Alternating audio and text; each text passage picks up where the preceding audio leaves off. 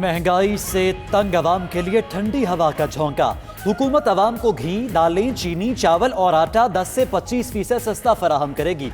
ज़राए के मुताबिक वज़ीर आज़म का महंगाई कम करने के लिए 15 से 18 अरब का पैकेज लाने का फैसला। यूटिलिटी स्टोर्स को अशियाए खुरनोश ज़ख़ीरा करने के लिए 10 अरब रुपए की सब्सिडी दी जाएगी। मुल्क भर के यूटिलिटी स्टोर्स पर सस्ती अशिया दस्तयाब होंगी। काबीना रिलीफ पैकेज की मंजूरी आज देगी।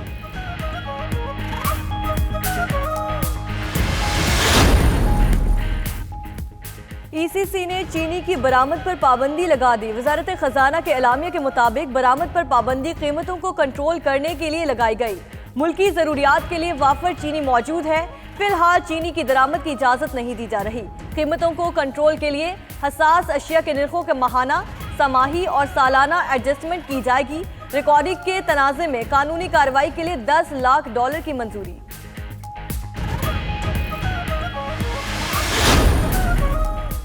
शहबाज शरीफ की वतन वापसी की तैयारी, चंद रोज में पाकिस्तान पहुंचने का इम्कान। ज़राए के मुताबिक अपोजिशन लीडर की मुमकिना वापसी का फैसला लंदन में नवाज शरीफ से मुलाकात में हुआ। 2 घंटे की मुलाकात नून लीग के कायद की रिहाइश पर हुई। शरीफ बरादरान ने मुल्की सियासत पर तफसीली गुफ्तगू की।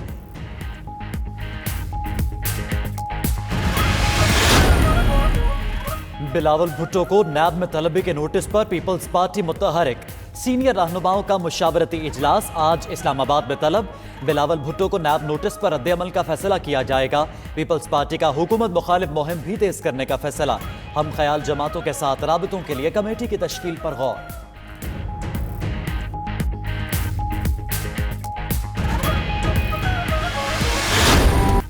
हुकूमत ने अदालती हुक्म इब्तना के बावजूद इसहाक डार के बंगले पर पनाहगाह खत्म नहीं की। वज़ीर आज़म के मुअव्विन खुसूसी शहजाद अकबर का लाहौर में इसहाक डार की रिहाइश पर कायम पनाहगाह का दौरा और कहते हैं घर को शेल्टर होम बनाना कोई इंतकामी कार्रवाई नहीं है। नए हुक्म इम्तना के मुतालिक अभी तक अदालत की तरफ से तहरीरी नोटिस नहीं मिला।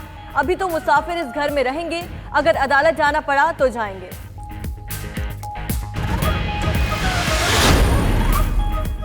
हज पॉलिसी आज काबीना में मंजूरी के लिए पेश की जाएगी। समरी 92 न्यूज को मौसूल। इस साल पाकिस्तान का हज कोटा 1,79,210 होगा। सरकारी और निजी हज स्कीम्स में हज कोटे की तकसीम की शरह 60 और 40% होगी। शमाली रीजन का मुजव्वजा हज पैकेज 5,50,200 रुपए। जनूबी रीजन के लिए मुजव्वजा हज पैकेज 5,42,200 रुपए का होगा। कुर्बानी के 24,200 रुपए के अखराजात पैकेज के अलावा होंगे। पाकिस्तान ने बांग्लादेश को इनिंग्स और 44 रन से हराकर पहला टेस्ट मैच जीत लिया। चौथे रोज मेहमान टीम की आखिरी 4 विकेटें सिर्फ 42 रन के इजाफे से गिर गई। मैच में बाबर आजम और शाद मसूद ने सेंचुरियां बनाई। शाहीन शाह और नसीम शाह ने उम्दा बॉलिंग की।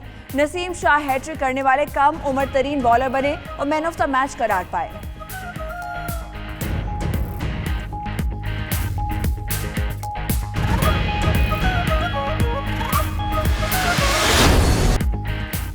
कबड्डी वर्ल्ड कप का तीसरा रोज आज मजीद 3 मैचों का फैसला होगा। ऑस्ट्रेलिया अजरबैजान जबकि इंग्लैंड जर्मनी से टकराएगा। तीसरे मैच में भारत और सेलेन मद्दे मुकाबिल होंगे। दूसरे रोज के मुकाबलों में भारत, ईरान और ऑस्ट्रेलिया फाते रहे।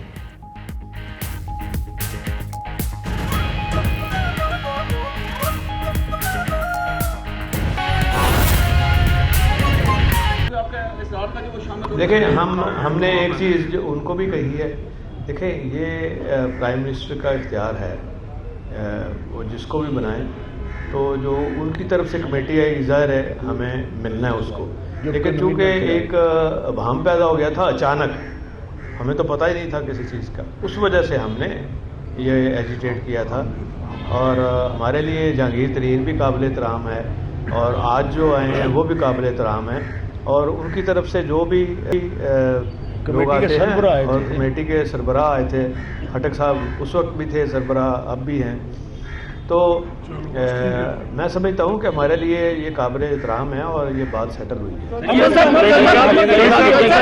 ये फरमाएगा कि कल ऑपोजिशन की जानिब से ये कहा जा रहा था कि इत्तेहादी जो हैं वो हुकूमत का साथ छोड़ दें, महंगाई बहुत ज्यादा है, अवाम बहुत परेशान है, तो क्या आप समझते हैं हुकूमत तमाम मसाइल को हल कर लेगी? आपकी नून लीग के रातों में एक सेकंड बात सुनो, एक सेकंड बात सुनो। कोई आपके पास बैठ के कोई मशवरा दे तो आप भी सुन लिया करें। जरूरी है मशवरा मानना।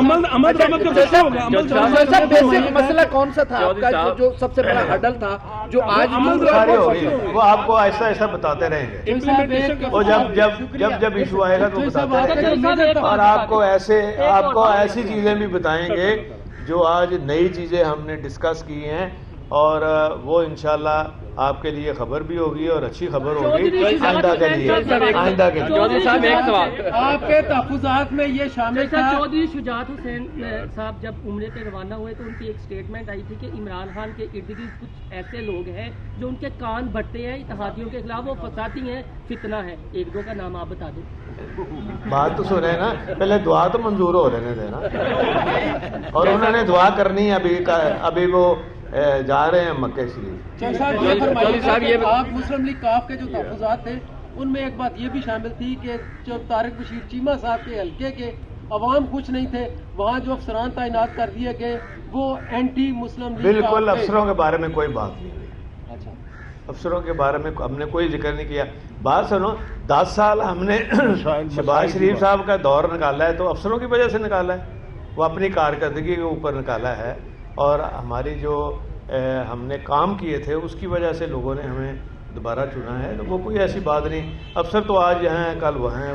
शरीफ खानदान से है कोई राब्ते आपके? ये बताइए, शरीफ खानदान से कोई राब्ते हैं आपके? ये मुतालबा था कि वफाक में आपकी 2 एग्रीमेंट के मुताबिक वफाक में आपकी 2 वजारतें होंगी, फिर आप लोगों ने बताया कि एक वजारत से आप बैक ऑफ कर गए हैं, तो जो दूसरी वजारत आपकी वफाक में रहती है उस पर कोई बातचीत हुई आज?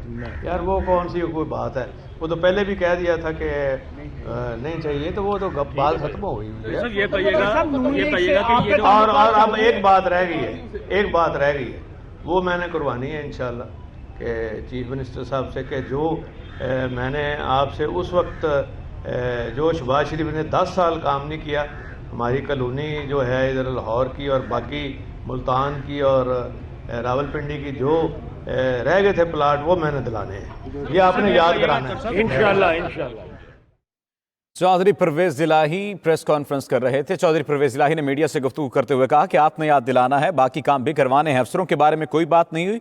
परवेज इलाही ने कहा कि हमने जो काम किए थे उस पर लोगों ने हमें मुंतखब किया है। दूसरी जानिब मुर्तज़ा वहाब इस वक्त मीडिया से गुफ्तगू कर रहे हैं। तरक्की का सफर, जो बेहतरीन सेहत की फैसिलिटीज का सफर सिंध हुकूमत ने इन 3 अस्पतालों के थ्रू जारी किया था, अगर आप उसको कंटिन्यू कर पाएंगे, जिस तरीके से सिंध हुकूमत ने इन अस्पतालों की फंडिंग की है ताकि फैसिलिटीज को बेहतर बनाया जा सके शहरियों के लिए, अगर आप इस चीज की गारंटी करते हैं, हमें कोई एतराज नहीं है। बिकॉज हमारा बुनियादी मकसद ये है कि लोगों को सेहत की बेहतरीन सहूलियात मैसर हो, हमें कोई एतराज नहीं है। बिकॉज हमारा बुनियादी मकसद ये है कि लोगों को सेहत की बेहतरीन सहूलियात मैसर हो। मैं वाजे करना चाहूंगा, इन तीनों अस्पतालों को आज की तारीख में चलाने का जो खर्चा है वो तकरीबन 16 अरब रुपए है, 16 बिलियन रुपीस इन तीनों अस्पतालों का, यानी कि NICVD, जिना अस्पताल और NICH, इन तीनों अस्पतालों का एक साल का जो एक्सपेंडिचर है ये 16 अरब रुपए तकरीबन। मैं आपको ब्रेकअप दे सकता हूं। जब जनवरी 2019 में फैसला आया तो वफाकी हुकूमत ने 1 पैसा इन तीनों अस्पतालों के लिए मुख्तिस नहीं किया था, यानी कि उनके पास वो वसाइल अवेलेबल नहीं थे कि वो इन 3 अस्पतालों को चला सके। सिंध गवर्नमेंट ने वो अखराजात कंटिन्यू किए बेयर करते हुए। हमने 2019-2020 के बजट का इंतजार किया वफाकी हुकूमत के कि शायद आइंदा माली साल का जो बजट है उसके अंदर इन तीनों अस्पतालों के बारे में कोई पैसे मुख्तिस कर दिए जाएंगे। अगेन बजट के अंदर 1 रुपया भी इन तीनों अस्पतालों के लिए मुख्तिस नहीं किया गया। और बड़ी हैरत अंगेज बात है कि PTI के चैंपियन कहते थे अस्पताल हम चलाएंगे अब, लेकिन कैसे चलाएंगे, पैसे कहां से आएंगे, इसका कोई जवाब उनके पास नहीं था। और वफाक ने जब अपना बजट पास किया मौजूदा माली साल का, तो उसके अंदर भी उन्होंने इन तीनों अस्पतालों के लिए कोई पैसा नहीं रखा। अगेन बजट के अंदर 1 रुपया भी इन तीनों अस्पतालों के लिए मुख्तिस नहीं किया गया। और बड़ी हैरत अंगेज बात है कि PTI के चैंपियन कहते थे अस्पताल हम चलाएंगे अब, लेकिन कैसे चलाएंगे, पैसे कहां से आएंगे, इसका कोई जवाब उनके पास नहीं था।